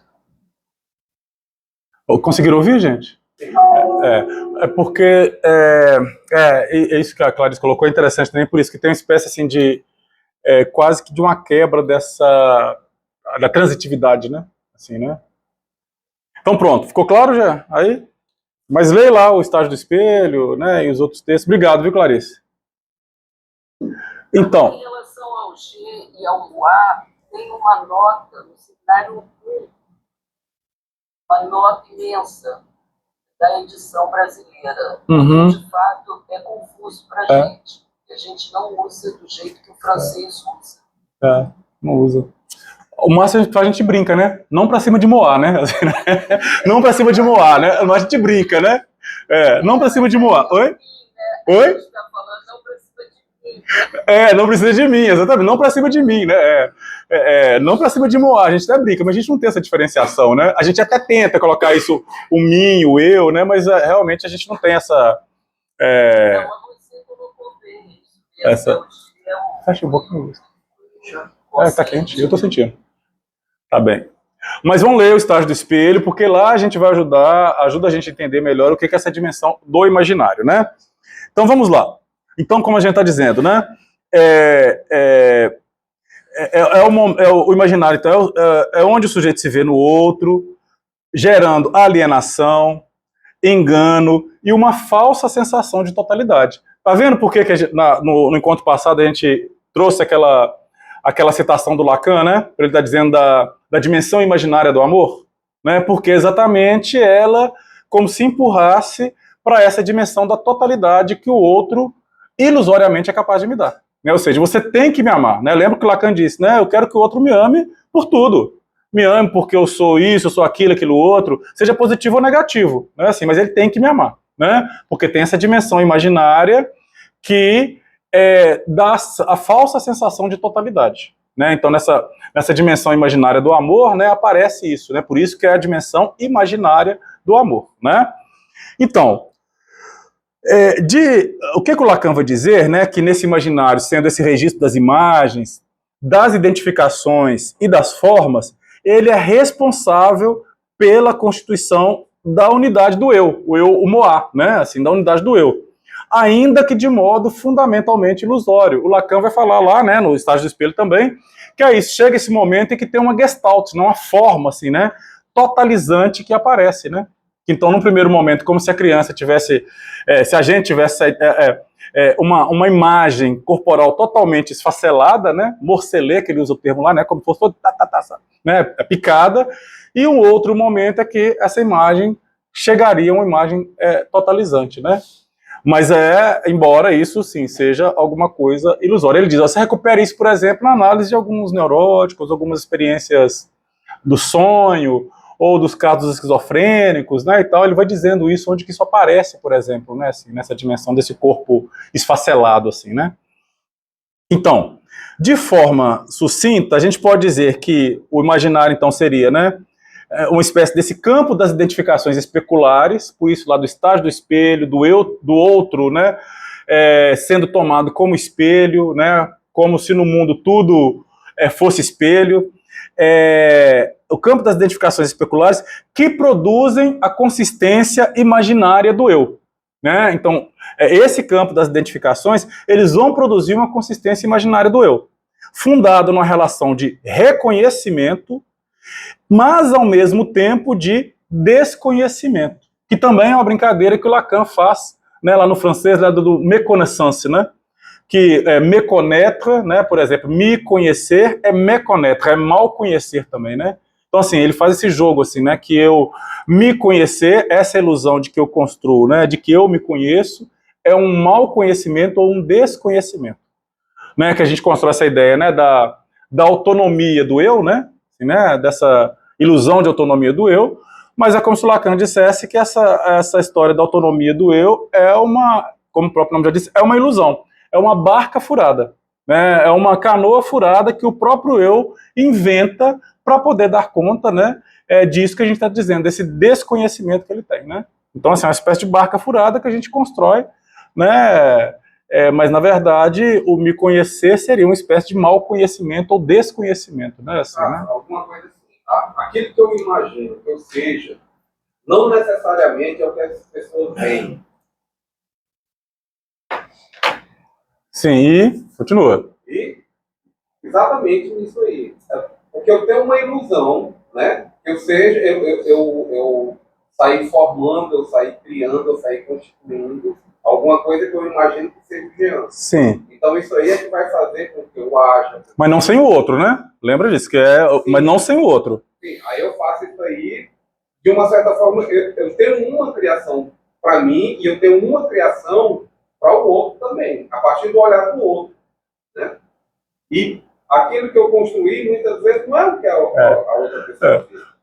Porque tem o IDA, né? Assim, até Clarice, não sei se foi no cartel que a gente está fazendo, Augusto, ou no seminário, né, ela reportou um pouco dessa experiência, porque o Lacan faz a experiência lá da ótica, né, lá do vaso e tal, e que ela disse que eles chamaram um físico, assim, né, alguém da ótica e tal, alguma coisa assim, para poder mostrar como que dava essa experiência lá, por exemplo, né, que a física traz, que o Lacan traz ele relata essa experiência, né, para dizer disso, assim, que tem um pouco desse atravessamento, mas você não pode esquecer o seguinte, que também é sempre ligado ao outro, nunca sem o outro, né, nesse caso, né, assim, tudo bem, eu constituo uma imagem, mas essa imagem, veja só, né, tudo no mundo não funciona como espelho, né, então, assim, é também dirigido ao outro, né, assim, alguma coisa que eu me constituo, mas também dirigido ao outro, né, mas eu ia te falar uma outra... Muitas vezes ela também não tem uma intencionalidade, né?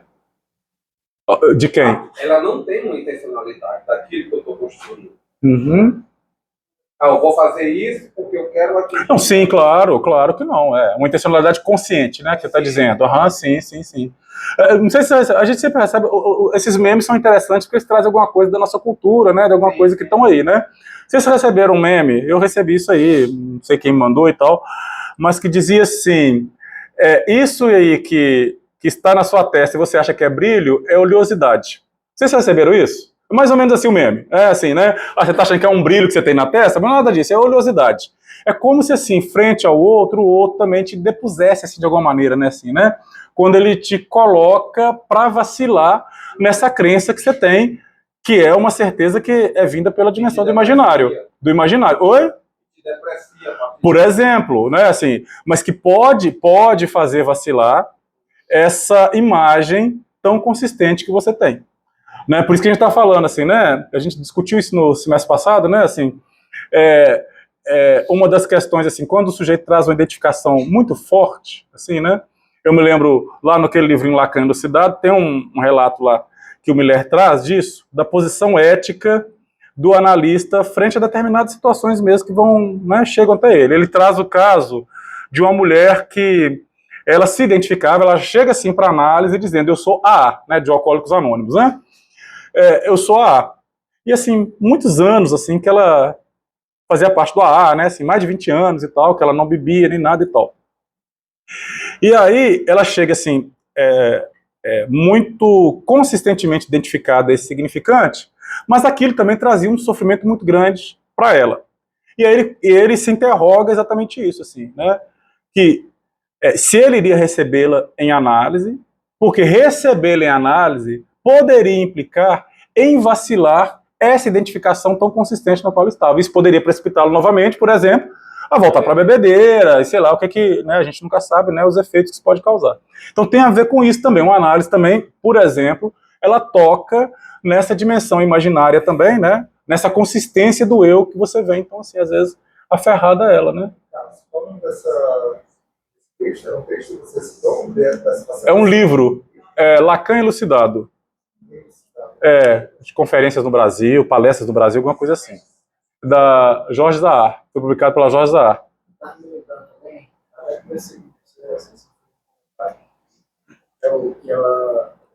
Uma dessas atrizes, né? Sim. Esqueci como é que chama aquela moça.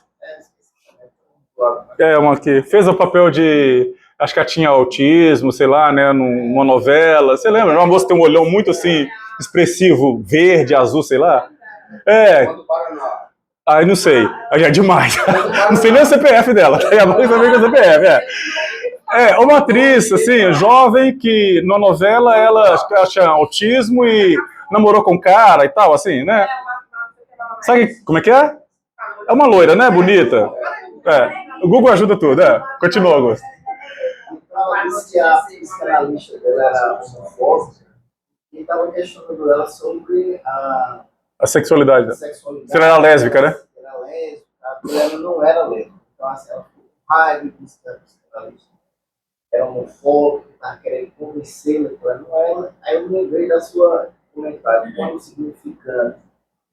significante, identificação vacila, surge a angústia. Exatamente. Porque você é identificado, né?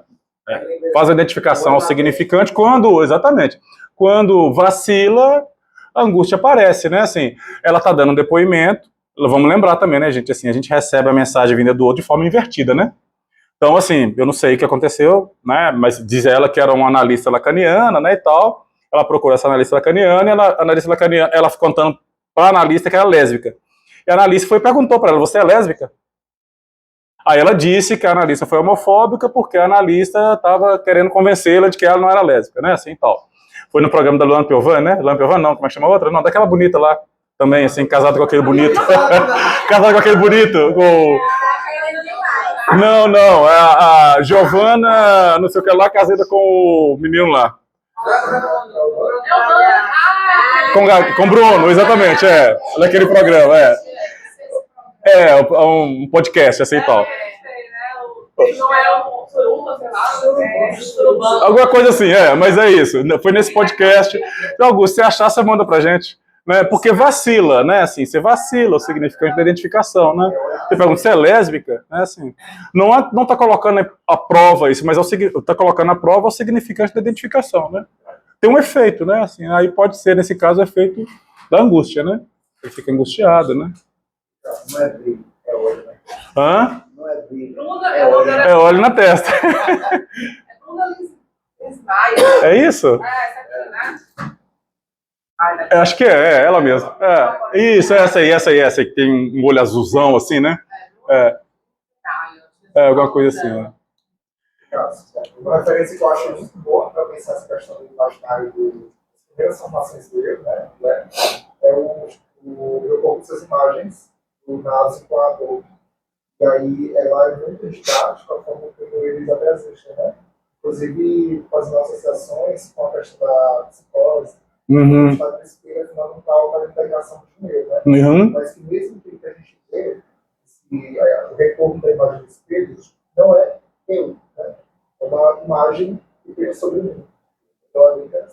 Tem um pouco a ver com isso que a Clarice disse, assim, né? Por isso que quando o adulto está perto, normalmente a criança está com o adulto, né? Nessa idade, que é muito precoce, mas de 6 a 18 meses, lá que não coloca isso, né? O que acontece entre 6 e 18 meses. É importante o adulto falar, não, é a sua imagem, né? Assim, né? Você é o baby, né? Ali é a sua imagem, né? Eu não conheço esse livro, não. Coloca lá, se você tiver, pelo menos a referência. Então, ótimo, beleza. Isso, Então, só assim, rapidamente, né? A gente dizendo, então, assim, a questão do imaginário, né? Seria uma espécie, vou colocar assim, origina, assim, entre aspas, aí, né? No estágio do espelho, que o sujeito se identifica com a imagem unificada do corpo, né? Produz a ilusão de unidade e coerência do eu, né? Produz essa ilusão de unidade. Mas aqui, gente, ilusão não tem uma conotação negativa também, não, que é importante também essa ilusão, né, de unidade, né? Para o sujeito também poder se sustentar, né, assim, né, a partir dessa ilusão, que essa ilusão às vezes é o que sustenta esse sujeito mesmo, né?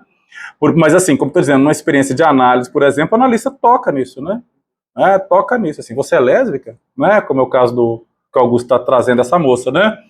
Para poder fazer vacilar. Por isso que é sempre um desafio ético ao analista quando você vai vacilar esse significante da identificação. Por exemplo, essa mulher, que é o caso que eu disse, né, mais de 20 anos, né, que não bebia, que se identificava, eu sou A. É como chega uma criança para você e fala, né, um adolescente fala para você. Criança também fala isso já. Eu sou TDAH.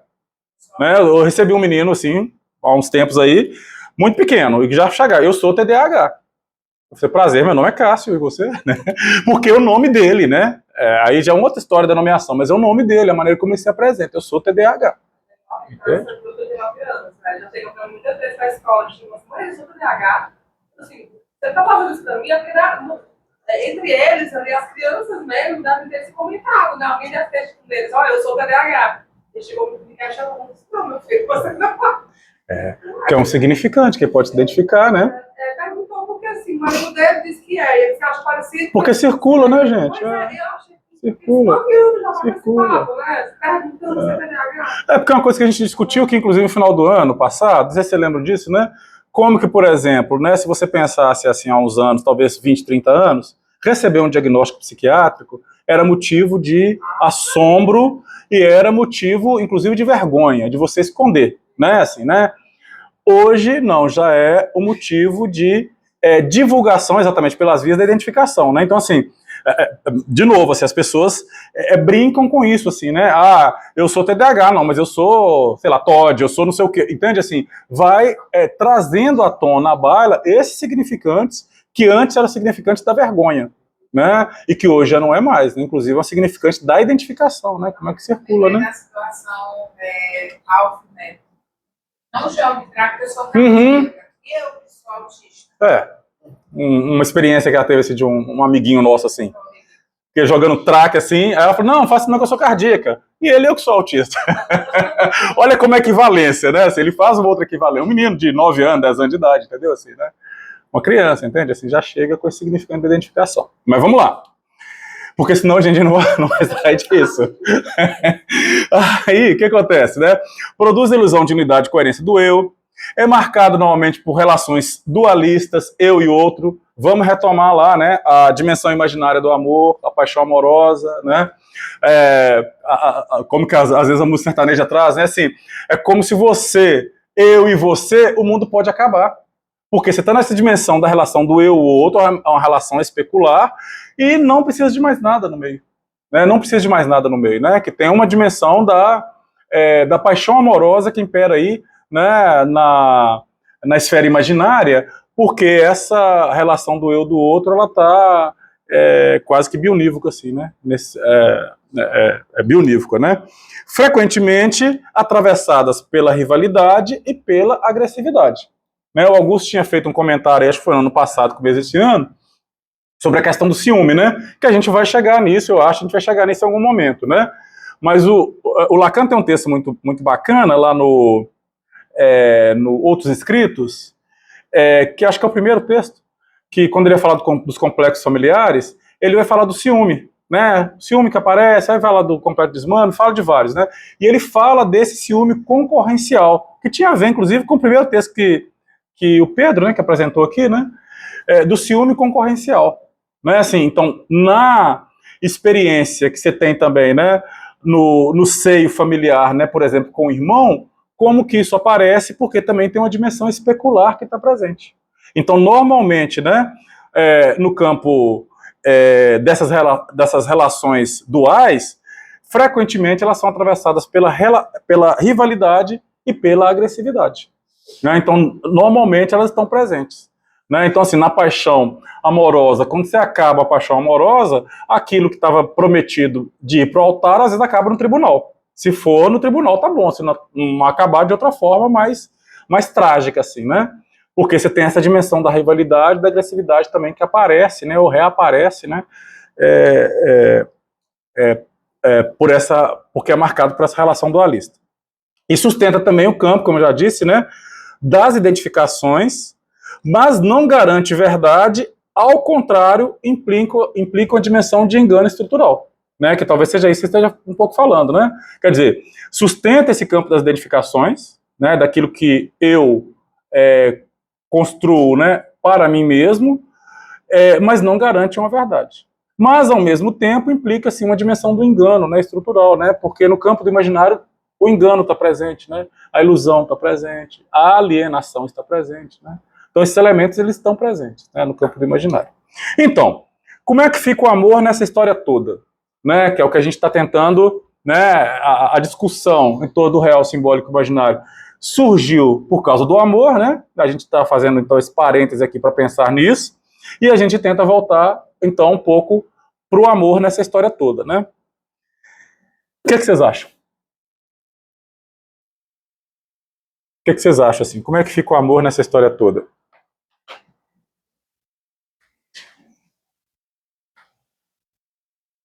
Como é que fica? Eu posso fazer uma pergunta? Claro.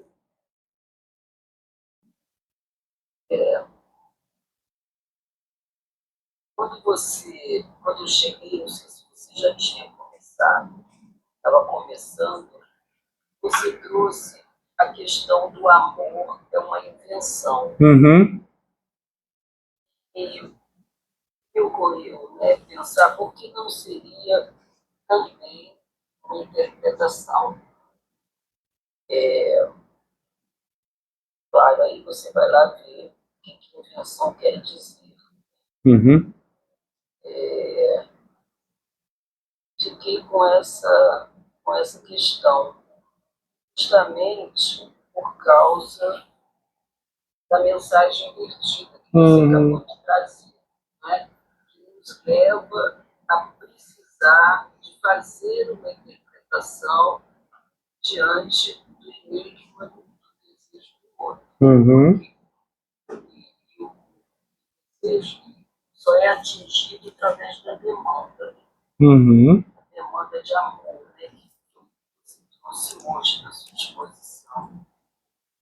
Fiquei pensando nisso por conta da diferença entre neurose e psicose. Não é? Nem toda paixão é uma erotomania. A paixão pode ser intensa, você pode, inclusive, denunciá-la, né, publicamente. Você pode viver uma paixão e fazer dela outra coisa, fazer escrito, fazer estudo, né, você pode se servir disso, né? Agora, na erotomania, não. Então, assim, a minha questão, a partir do que eu ouvi que você está dizendo, eu gostei bastante, você trouxe muitas questões, e com essas duas aí, né, por que o amor seria uma invenção e não uma interpretação? Realmente não sei. Com essa diferença entre a paixão e a erotomania, né, se a gente vai pensar, Sim, eu acho que é uma pergunta que reorienta. Oi? Não, é que reorienta a minha hipótese inicial, porque eu não tinha pensado por esse caminho, Clarice. Porque eu estava pensando, né, quando eu estava na minha proposição do seminário, posso falar aqui, na minha proposição do seminário, né, na forma como eu estava pensando no seminário, estava pensando o amor, uma invenção, que é o que a gente está tentando construir, exatamente a partir dessa hipótese, né, de que a gente tem determinados elementos na cultura, no simbólico, que mais ou menos nos ensinam como amar, né? Agora, quando você trouxe essa ideia da interpretação, aí, inclusive, eu vou ter que pensar a diferença de invenção para interpretação, que eu concordo com você, o que está sendo pensado como interpretação, né? Porque eu também... O seminário tem disso, né? Você vai falando algumas coisas, vão vindo, que você não tinha pensado. Eu não tinha pensado em tratar, em dizer nada da imagem invertida, da mensagem invertida, né, que a gente recebe do outro, né? Mas que me faz pensar também agora na possibilidade de uma interpretação. Eu não sei, mas é uma coisa que eu vou pensar a partir de agora. Mas eu continuo com a hipótese inicial de que o amor é uma invenção, mas que também tem espaço para interpretação. Por quê? Porque é isso que eu estou pensando assim, você trouxe a ideia, né? A paixão amorosa, diferente da erotomania, eu concordo, a gente até discutiu isso aqui também no seminário passado, né? Aquele fragmento de caso que eu trouxe, né, da minha conhecida lá, né, assim, minha amiga lá e tal, que enfrentou vários problemas no CAPS, né? Com um analisante, um sujeito psicótico, né, que frequentava o CAPS e que, enfim, né, desenvolveu aí uma paixão erotomana por ela e foi muito complicado, mas enfim, no final a coisa, pelo menos para ela, se resolveu, né, assim. Mas eu fico pensando o seguinte, assim, por exemplo, a gente tem o próprio amor cortês, tá lá, né, uma invenção que acontece no ano 1000, né, da nossa era, e etc e tal. Mas, ao mesmo tempo, a gente tem, por exemplo, como eu te falei, a gente vai estudando, a gente vai escutando várias coisas, assim, né, vai ficando mais atento a isso. Aí eu escutei um fenômeno que já acontece, que não é agora, não é de agora também, mas que já tem uns 20 anos, que tem acontecido em algumas igrejas evangélicas, que é o chamado do namoro de corte. Vocês já ouviram falar isso, né? O que é o namoro de corte? O namoro... Oi? Não conheço. Pois que é interessante. Que é exatamente uma interpretação, obviamente enviesada, né, como costuma ser, uma interpretação do amor cortês. Então o que eles colocam? Os adolescentes estão namorando e não tem como se impedir os adolescentes de namorar. Então o que vai ser proposto? Vamos propor para esses adolescentes que eles façam um namoro de corte. O que é o namoro de corte? Você coloca lá a aliança de compromisso, né, e tal, a aliança de prata, você coloca aquela aliança de compromisso, só que esses adolescentes não podem se tocar. Não pode beijar, não pode se beijar, não pode se abraçar, não pode nada daquilo que tenha do contato físico, né, assim, né? Então, assim, eu fico pensando assim, você tem uma invenção, que é o amor cortês, e agora você tem uma interpretação do amor cortês, pensando, obviamente, numa outra lógica, mas é uma interpretação do amor cortês, né? Que é exatamente para talvez, se o amor cortês falava um pouco dessa impossibilidade, né? Talvez tentando colocar uma impossibilidade onde não existe essa impossibilidade. Não sei, sabe assim, eu estou pensando aqui agora, a queima-roupa, né? Mas vai reorientar, que eu anotei essa pergunta aqui, porque o amor, no lugar de uma invenção, ele não seria uma interpretação. Né? Não, eu não excluí. Não, assim, você não excluiu, né? Não, porque na psicose, talvez seja muito mais uma invenção. Uma interpretação, no caso das neuroses. Sim. Agora, o que a igreja propõe é uma renúncia ao gozo. Sim, sim. Aí abre uma outra questão. Sim, uma renúncia ao gozo. Mas eu vou pensar, assim, da invenção e da interpretação, porque eu estou partindo da hipótese de uma invenção. Né? O amor como invenção. O Cazuza fala isso. O Cazuza fala. O amor não, no senso comum, certamente. Sim. Mas eu fiquei um pouco. O que acontece também na neurose é a gente está muito mais orientado, como eu falei, que na psicose. Né? Então, é uma outra questão.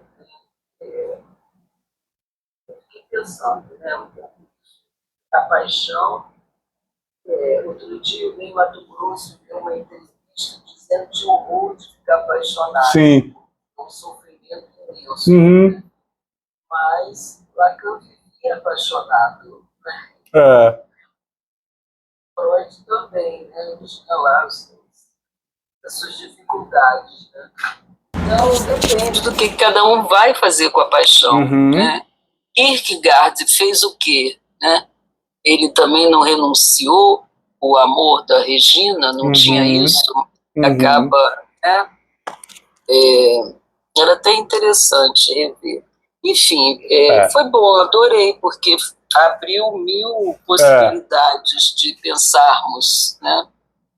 A gente vai trazer aqui, né? Por isso assim, que a gente vai ter um momento, por isso que eu falei que o Vanderlei e os colegas da filosofia vão ser chamados a falar um pouco, né? Lá, por exemplo, do banquete, que a gente vai trazer também um pouco desse amor dos clássicos, né? Aí vamos ver lá o Ovídio, por exemplo, né? O que o Ovídio está trazendo, o que o Kama Sutra está trazendo, alguns desses assim que seriam alguns clássicos assim da literatura, né? Ou pelo menos propostos na antiguidade clássica, que nos ajuda a pensar se tem alguma coisa, o que tem do amor ali, para a gente pensar também nesse salto depois, né? Que, por exemplo, o Rougemont diz, né? E vários outros, né? Isso que eu disse naquelas 2 conferências, né? Que vão tentando localizar o ano 1000, né? Da nossa era, como esse momento em que alguma coisa nova do amor aparece, que aí é uma ideia da invenção, né? Aparece e muda o jeito do Ocidente, ou pelo menos inaugura um jeito de amar diferente no Ocidente, né? Então vamos ver, né? Mas eu tô pensando na ideia... Do ponto de vista do conceito, aí sim, invenção, né? Sim. Eu me interessei aí por Shakespeare, por esses dias, né? Harold Bloom.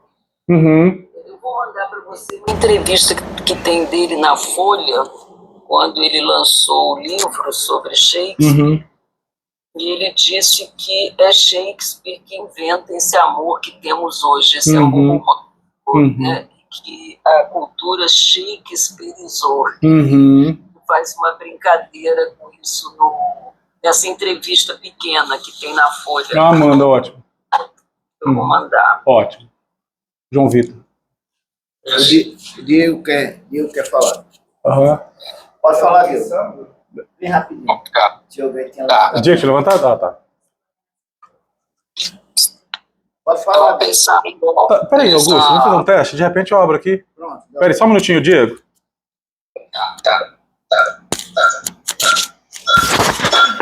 Vai ter que fechar aí. Pronto. Vai, Diego. Agora sim. Nossa, muito importante essa intervenção da Clarice, eu estou pensando, como para só acrescentar, talvez não esclarecer, mas acho que no início do texto do amor, o amor, a psicologia do amor, aparece a figura de um personagem que é o poeta. E com certeza o poeta cria, mas precisa ser interpretado. A poesia não tem sentido se não tem interpretação dos sujeitos para si. Eu acho que, como Clarice depois falou, ela não está excluindo. Acho que tanto um como o outro, se se cria, tem que aparecer a interpretação, ao menos respeita a relação do amor como uma obra de arte. E também é isso, não? O arte do amar.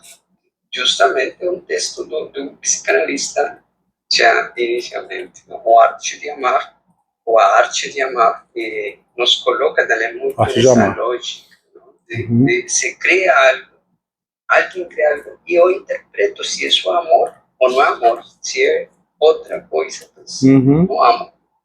Só queria falar isso de você. Vocês conseguiram ouvir, gente, o que o Diego falou? Porque o Diego falou que lá no texto da Psicologia do Amor do Freud, ele começa introduzindo que tem o poeta, né? E se tem o poeta, né, ele faz a poesia, essa poesia só tem sentido quando ela é interpretada. Quando ela é interpretada. Ah, o meu microfone? Ah, daqui? Já tirei. Vai zerar aqui. Ah, tá. Que só tem sentido quando ela é interpretada, né? Por isso que ele está falando, assim, ele está contribuindo com o que a Clarice disse, né? Pensando na ideia da interpretação, né? Assim, né? Então você tem uma poesia, por exemplo, ela precisa ser interpretada e você tem uma interpretação, né? Então ele está dizendo um pouco disso. João Vitor. Eu acho que vai bem ao encontro das todas as ideias que está sendo aqui. Quando você traz que a música do Cazuza, né? Que nossa mãe a gente inventa. Uma outra música dele que eu gosto muito mais, que ele fala sobre o amor, que é Ritual. Ele fala que o amor na prática é sempre ao contrário. Na prática é sempre ao contrário. E ele fala também que o... Ritual. Ritual, que chama a música? Ritual. Para que buscar o paraíso se até o poeta fez livro? Então, quando você fala de uma invenção, e pergunta para a gente, e aí? Como quem diz, qual nós vamos criar, né? E realmente não dá poieses, justamente o processo de criação. Né? Então, eu desenvolver a pergunta, o que você quer criar aqui? O que você quer chegar aqui? Vamos ver o final do seminário. Porque a gente falou aí, né, inclusive na semana passada, né, na conferência lá, né, disso sim, né, de que sem poesia não há amor, né, no sentido da poiesis mesmo, assim, né. Mas você tem uma criação, você tem uma invenção, você tem uma interpretação, você traz um significante novo, né? O da criação que é diferente da invenção, né? Assim, pelo menos na leitura que eu faço, assim, né? Não estou fazendo sozinho, né? A criação, ela é diferente da invenção justamente porque o que se cria a partir do nada, né? E a invenção você cria a partir de alguma coisa que está posta, né? Você cria a partir do nada, né? Por isso que, por exemplo, tem uns que falam assim, quem cria é só Deus, né? Que é a criação ex nihilo, né? A partir do nada. O que a gente faz é inventar a partir disso que já está criado, já está posto, né? Assim, né?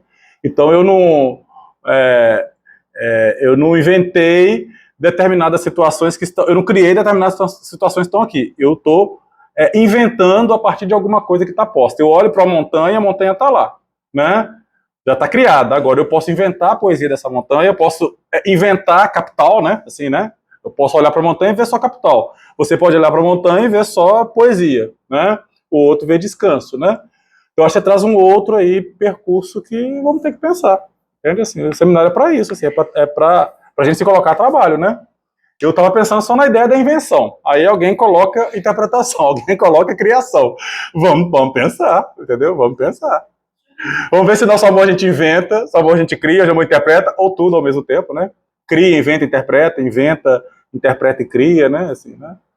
Mas ainda estou passando a partir da dimensão do simbólico, né? Assim, que tem uma questão simbólica, como eu disse, a partir desses referenciais, né? Que nos constituem enquanto Ocidente, né? A cultura grega, né? Apresentam um certo modo de amar, né? A dimensão religiosa, né? Judaico-cristã, que mostra para a gente uma outra forma, né? E a própria literatura, que nos inaugura também enquanto Ocidente, né? Assim, né? O que nos inaugura enquanto Ocidente, pelo menos é a trilha, assim, né? Que a gente vai vendo, né? Assim, né? Você tem uma forma de amar que inaugura o Ocidente, colocado lá nessas classes da literatura, né? Abelardo de Heloíse, por exemplo, né? Os próprios poemas do Amor Cortês, né? Assim, né? As canções de trova, né? O Betandur, né?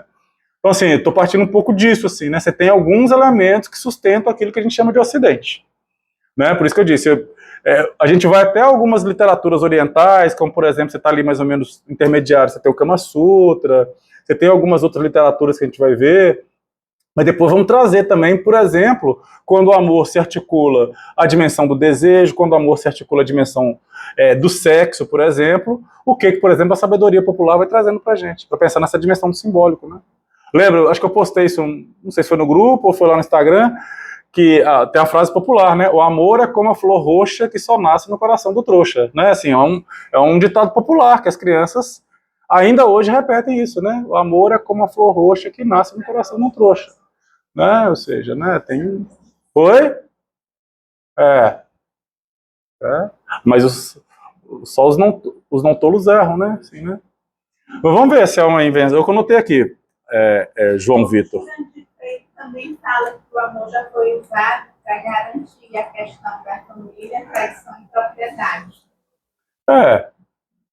Mas ali você tinha uma dimensão do contrato, né? Assim, né? De um contrato, sabe? Assim, por isso que, inclusive, você tinha as amantes, né? Assim, de alguma forma, porque amante, a gente pensa lá nos gregos, né? Assim, aquele que você vai dispensar o seu amor, né? Assim, né? Outra coisa é a dimensão do contrato, gestão da casa, gestão do lar, né? Assim, a gestão da propriedade. Então eu vou encontrar uma mulher que vai fazer isso, assim, né? Essa gestão. Mas não necessariamente eu preciso amá-la. É alguém que vai fazer a gestão, né? A boa gestão, né? Pensar na economia, né? Assim. Agora, tenho a outra, aquela que eu dirijo, né? Meu amor, o meu desejo, não necessariamente coincide, né? Então, assim, a gente tem que pensar também assim, uma invenção, uma criação, é um deslocamento também, né? Assim, né? Visto, né, na semana passada, na maioria das vezes não coincide. Lá no texto do Freud, você está falando, né? O que mais, gente?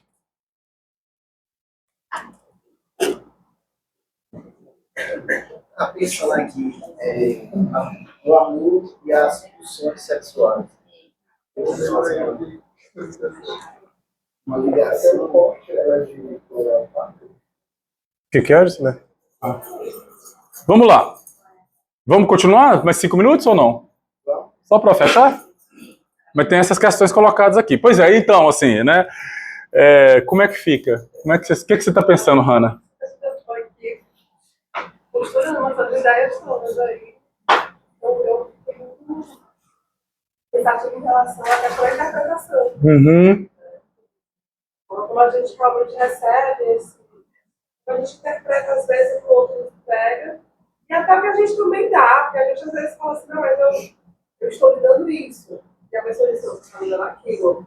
A interpretação é diferente, então pode ser a invenção, sim, eu inventar uma forma de amar, eu inventar um jeito de amar, inventar o amor como algo que nos liga, dizer, ó, isso é amor, eu digo que isso é amor. Mas, de repente, também eu acho que a interpretação ela cabe muito, sabe? Eu achei muito interessante, fiquei pensando sobre. Porque tem muito disso, né? Eu fiquei pensando, será que eu interpreto ou invento? Eu fiquei aqui. Ou crio. Ou dirijo, ou dirijo o quê? Então, eu achei que a interpretação foi algo que me veio assim, pensando. Eu achei realmente interessante a gente. Por isso que isso é muito rico, né? Seriedade deles. Porque faz você realmente sair da caixa e às vezes tá tendo só uma visão e vai querendo, não, peraí, tem mais pra cá, vamos usar tudo isso, vai dar vamos inventar uma coisa. Sim. Vamos dar uma coisa. Sai daqui inventando um novo balé de gato. Eu só vou fazer uma leitura rápida então, gente, de uma coisa que eu tentei alinhavar, né, aquilo que a gente tinha visto lá, né, no seminário, né, o Lacan falando da questão da dimensão imaginária do amor, mas também introduz, né, sobre o dom ativo do amor, a dimensão simbólica do amor, né. Aí a gente está falando dessa questão do real, do simbólico imaginário, que eu gostaria de trazer, então, na verdade, assim, eu coloquei isso, assim, aqui cabe uma ressalva em todas essas questões que a gente está falando, né? Que seria essa dimensão da ressalva que eu vou apresentar, né? Que, ressaltando a dificuldade de se dizer sobre o amor algo que se sustente, Lacan circunscreve uma primeira distinção fundamental, que é aquilo que a gente já viu. O amor como paixão imaginária e o amor em sua face simbólica. Né? A gente viu isso semana passada e começamos vendo isso hoje também. Então, o amor-paixão se dirige ao outro como objeto, buscando complementariedade e revelando sua raiz narcísica. Já indicada por Freud, né? Então, assim, já está lá indicada por Freud isso, e o Lacan vai fazer essa leitura, né? Ou seja, o sujeito ama para ser amado, né? Nessa dimensão que a gente está colocando aqui, que o Lacan apresenta. Ele acrescenta também que a paixão, além do amor, o ódio, a ignorância, desses afetos, né? É justamente a alienação do desejo no objeto. Em sua face simbólica, diferentemente, né, dessa imaginária que a gente está falando que ele apresenta, o eixo do amor é situado não no objeto, mas naquilo que o objeto não tem. Então, inauguraria essa dimensão da falta, né, que a gente estava falando. Aí que o Lacan coloca lá, né, da história do dom ativo do amor, né? Como dom ativo, o amor visa o ser. Lembra daquela citação que eu trouxe, que ele vai dizendo, né, terminando, né, o amor também como dom ativo e tal, né? Para além da captura imaginária, sustentando-se e equivocando-se na trama significante. Então tem uma trama significante aí, né? Da dimensão, por exemplo, pode entrar na poesia, nas canções, naquilo que você fala, né? É nisso que a gente brinca, o amor é como a flor roxa, né, e tal. O que Lacan sublinha é, sobretudo, a falta de harmonia, né, no sentido de uma equivalência também, né, de uma relação, né, fundamental entre sujeito e objeto. Né, não é harmônico assim, né? Como a linguagem, o amor em sua vertente simbólica revela um esforço, mas um esforço que é precário, né, de fazer frente ao real da falta, né? E Lacan então comenta, né, nesse seminário 1, né, que basicamente é retomando aquela fala, né, dele lá, e ele vai dizer precisamente o quê? Que a transferência é o amor. Então ele diz isso lá no seminário 1, né, aqui na minha edição é página 108. Ele vai dizer diretamente isso, a transferência é o amor. Assim, o amor deixa de ser, por exemplo, né, só uma dimensão ilustrativa para a transferência, e se constitui como a própria transferência. Por que também eu estou trazendo isso? Porque o seminário que o Marcos coordena, né, lembra que o primeiro texto que ele trouxe foi para discutir da transferência, né, do amor de transferência, né, que me parece ser essa a primeira proposta, né, a proposta inicial lá apresentada por Freud.